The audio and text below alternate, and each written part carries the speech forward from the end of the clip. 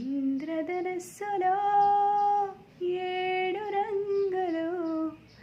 బ్రహ్మ సృష్టిలో ఏడు వింతలు, నింగి నేల ఓ అద్భుతం, నీరు గాలి ఓ అద్భుతం, స్వరాలు ఏడు సముద్రాలేడు, వెంకన్న ఉండే కొండలు ఏడు, పెళ్ళితో వేసే అడుగులు ఏడు, నువ్వు నా తోడు అనేస్తం, నేను నీ తోడు,